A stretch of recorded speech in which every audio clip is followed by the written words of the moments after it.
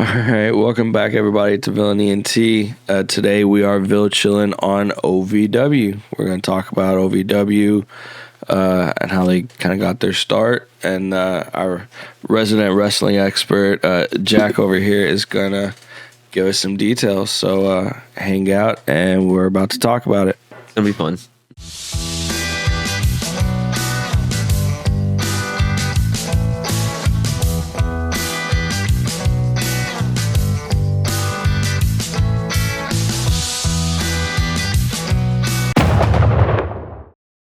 All right, I guess we'll just jump straight into it. Jack, you going to talk to us a little bit about OVW?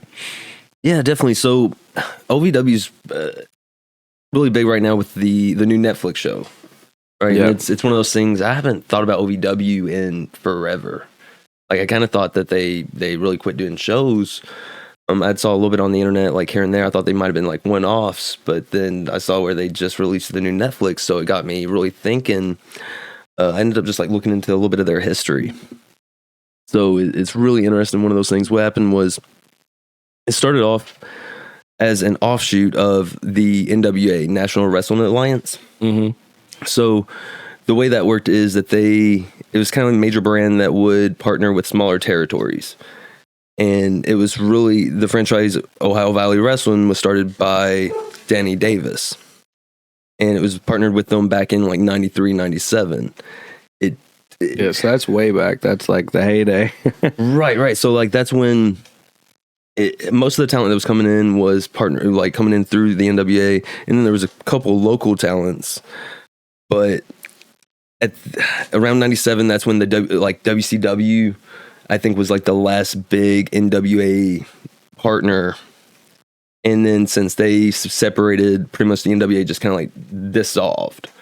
So at that point, that's when it was just rebranded, instead of NWA Ohio Valley Wrestling or NWA OVW, just Ohio Valley Wrestling. So that was back in 97. So that's when they just kind of decided we're just going to do our own thing. Right. Really went, separated from them. And then it was in 98 that they were able to have start doing their first weekly tapings. And that was in like Southern Indiana at the Danny Davis Arena, I believe. And what happened was like that show, like if you think, I was thinking about it, it really is the oldest wrestling show there is other than Raw. Which Raw, I think the first episode was like 93, 94. And with this one being 97, it's the longest, or 98 is the longest running now at this point. So they still do weekly tapings. And the reason any of us even know probably about OVW, honestly, is because of what happened in 99. Is, of course, the Attitude Era. Wrestling got huge at that time. I don't think it's ever been bigger than it was between. So for somebody who really, I watched a little bit of wrestling. I know some of the wrestlers, I guess, but explain the Attitude Era. So the Attitude Era. So in wrestling, the Attitude Era is really like when wrestling, it was the mid-late 90s, I would say like 97, 98, like 2003. And it was just when wrestling went really, it met like reality TV. Think of like Jerry Springer, like the full-on storylines, characters over the top. Like there was, it was insane. Like, but it was everywhere too. It was just something that was part of pop culture. Where now I feel like wrestling, even though wrestling's sprinkled in everywhere, back then it was you couldn't get away from it. Like everybody was a fan. It seemed like it was just part of everything. I remember growing up, and my grandma used to watch wrestling at like 4 a.m. Like she if she was awake and the rest, like that was like her thing, is she would end up catching it like late night when they were doing like replays of stuff that was like before. I mean, I was born in 91, so I guess it was those earliest tapings or whatever. Right, and that was probably like the Louisville Garden. Like my grandma was telling me similar stories. Like there would be, what was it? The roller rink. There would be like the roller rink women where they would like the roller derbies. Yeah, the roller derbies. Yeah, so they would do that, and then I think the wrestling at the gardens afterwards. So like that was just really big. So it's cool. Your grandma was doing the same thing. Yeah. So like with what happened whenever WWE WWF at the time, really. They joined with OVW. They partnered with them, and OVW became their training facility. So, like, what really came in at that point was the slogan of tomorrow's superstars today. Mm. And, you know, for those that are listening in, you know, on the YouTube channel, you'll see where we're playing a video game right now where we have all the wrestlers from OVW, all the major superstars that you know about today that started off there. And it was just really cool. I was a kid at the time. I was like 14 years old. But I got to see all these wrestlers starting off. So, like, Brock Lesnar, John Cena, Randy Orton, which John Cena at the time, he was called Prototype. He was not the John Cena we know today, but it was just really cool to see them get their start and really own their craft. Yeah. It was the training facility. So these people were the ones that were going to replace eventually The Rock, Stone Cold, Triple H, those characters. Like, they were the ones that ended up replacing them. At the time, I didn't know that we'd still be talking about them 20 years later. But right. Yeah, like I told you earlier, and as I briefly mentioned, I watched wrestling for a couple of years as a kid, and like the names, it was WWE, it was Monday Night Raw, you know, and that's what I was watching, was Monday Night Raw usually. And so it was John Cena, Batista, Randy Orton, you know, you had like Triple H, you know, that's kind of who I really know of. So it's crazy to me not really being, I guess, a wrestling fan, if you want to call it that, because I'm not hardcore at all.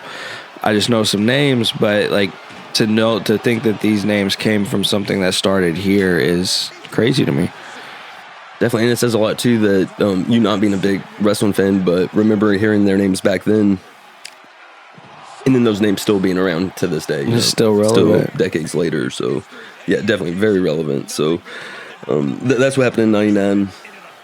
Jim Cornette kind of stepped in, which any wrestling fan that knows Jim Cornette, he's very passionate when it comes to professional wrestling. He can be polarizing, but it's because he definitely cares about the sport. He protects it. Yeah. So he stepped in at '99, and part of that was, I think there was a little bit conflict between him and another character. Well, definitely, I know there was conflict. He's very vocal about that, between him and a guy named Vince Russo, who was also kind of creative in WWF at the time. So to kind of get Vince, to get Jim Cornette away from that, he came here and really stepped it up with OVW, with the storylines and things like that. So you had Batista. He was actually a character then called Leviathan. And what they would do is, training these wrestlers, what would happen is, as they're training, whenever they were ready to make it to WWF, they would rebrand almost. Exactly, but they would bring in they would bring in other wrestlers that were known whenever they were hurt. Oh, gotcha. So like Undertaker, he broke, like, I think he broke his arm, or not his arm, but like his hand or something. And so when he was rehabbing it to get off the ring rust, he would come here and then get the local talent, like Batista over. At the time he was Leviathan. He was called the Monster of the Deep, and they did this like little segment actually by the Ohio River, like he's coming out like a monster or something. It was definitely Attitude Era type stuff, but he had the match against Undertaker, and, you know, that meant like he was ready. Next thing you know, he's Batista, and he's on Monday Night Raw, and that was rinse repeat with, you know, Brock Lesnar, John Cena, you know, just different wrestlers like that. But that's awesome. It's still crazy to me to think that really started here. Yeah, dude, it was awesome. Like, being a kid, like, we would go up there we'd go up there every Wednesday. At the time, it was every Wednesday at the Denny Davis Arena right there on Oshep Road, which it still is. It's on Thursdays now. But there was this one wrestler, Elijah Burke. Like, you could talk to him all before the show and after the show, and he was just so cool. He let, I would tell, you know, because I always wanted to be a wrestler when I was a kid, and he let me and a couple other kids, like, he let us go to, like, the side of the building and, like, help us, like, try to pretend like we were doing, like, back bumps or whatever. Like, we did the worst bumps ever or whatever, but he was just really cool, really down-to-earth guy. And he eventually got over, went to the WWF, but I don't think his career was has been as big as it should have been. I think he could have definitely been bigger. But it's cool when they're about the fans, though, like creating the next generation. Definitely, and that's what's been happening. But really, you know, growing up and stuff after the Attitude Era, you know, wrestling kind of faded off for a lot of people. I didn't hear anything about OVW, and I guess what it was is when the WWF stepped away around 2007, 2008, they ended their development deal, and OVW, I think, kind of struggled a little bit since then, where they partnered with some of the other brands like TNA, and it didn't go, as far as like they wanted it to. And then in 2018, things really kind of turned around. In the Al Snow, if anybody knows anything about wrestling, you know who Al Snow is. He got over with a mannequin head. A mannequin head? Yes, it was insane. Like, again, another part of the Attitude Era. He was an amazing wrestler, but even though he was a great wrestler, it just couldn't get over with the bigger audience. Yeah. So he knew he needs to tell a story, and he said something about how he had just read an article about a schizophrenic or something, someone who had like personified like inanimate objects. So like they were like hearing voices in like a stuffed animal or something. So he saw a mannequin, and he was like, "I'll just go to the ring, and like that's gonna be my friend." He talks. He had a match with it. Like it was just really cool, very creative, and that's who brought OVW back. Gotcha. Really, after Jim Cornette left, and Denny Davis was done with it. He's retiring. He was older. That was 2018. Flashing back to the sock puppet. He had the sock puppet? Mankind. Yeah, Definitely. Yes. Yeah, and that's actually Al Snow friends with them. Yeah, they're actually really good friends. They had great chemistry, so it's funny you said that. Yes, definitely. Yes, Socko. Yeah, so like at that point, Al Snow tries to bring it back. He partnered with a local, actually one of the biggest boxing company here in Kentucky network called Top Notch Boxing. And with Al Snow, they formed Gladiator Sports Network. So I guess it was just like really just reruns and on demand of old OVW and the new shows in boxing. And they also expanded, with that on demand, they expanded their schools and territories to where they were, training new wrestlers throughout the city, throughout the states, really. But that kind of fell through. And then what happened is in 2021, and that's kind of like where the Netflix show kind of starts, in that in 2021, Matt Jones, who is the head of like a lot of major like sports radio things here in Kentucky, him and the mayor now, Craig Greenberg, they joined as like lead investors, and they bought the majority share of OVW with Al Snow taking care of like most of the day-to-day operations. So that's kind of where they are right now, in that the day-to-days, a lot of it's run by Al Snow, but in that Netflix, you can see that they are having a lot of, they do still have struggles financially. Wrestling's not as big as it used to be now but things have changed, because things are definitely changing. Since that show, also WWE joined with UFC. Yep. So I'm sure that's gonna have a ripple effect in how that affects the new generation as far as fans. And that's what I was about to say. And then I don't know how many people it hit, but OVW was actually at Gaslight Festival like last week or something like that. So like they're doing their rounds to reignite interest. So right, and that's one thing they talked about in the show. That's awesome. Yeah, where they're doing more like local things, where they're trying to get away from, I guess, just like the niche wrestling fan, your average wrestling fan who's awesome, but they want to gear more towards like local or expanded, regional or something, to where they're doing things more sports oriented, other sports like college football and basketball, and local food as well. Like that's awesome. Yeah. So yeah, it kind of ends there as far as that. That's really what got me thinking about it again, was the Netflix show. Whenever I saw the Netflix show, it really made me want to see kind of what's happened this whole time. And I want to start going back to the shows. It's been a while since I went, but they are still having shows every Thursday at the Denny Davis Arena on Old Shep Road. I think they start at 7, and then actually at the end of this month coming up, at the end of October 21st, they have a show, it's Saturday, October 1st, called No Rest for the Wicked. So that's going to be like one of their big shows. I think it's actually live, so definitely looking forward to that. Yeah. That's cool. Yeah, well, I mean, there's no reason we shouldn't go check it out. I mean, that's everything we've been about lately, right? Supporting local talent, local shows, and local adventures. So awesome, man. Awesome. And again, just for the podcast listeners, you've probably heard it in the background. We have a little, I guess, simulation, I guess you would say, of a lot of the wrestlers we talked about earlier that started here at OVW. So your John Cena, your Batista, Randy Orton, Brock Lesnar. So pretty cool. You can check that out on the gaming channel if you want to see who ends up winning.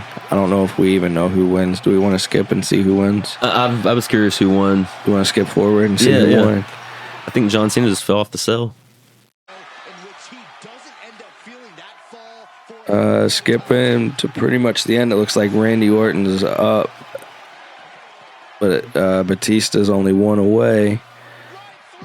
Oh man! I think that John was a glitch. Cena just went straight through this cell, dude. Face first. But dude, did you see that he hit the bottom and then he went back up to the cell? He did like a triple bounce.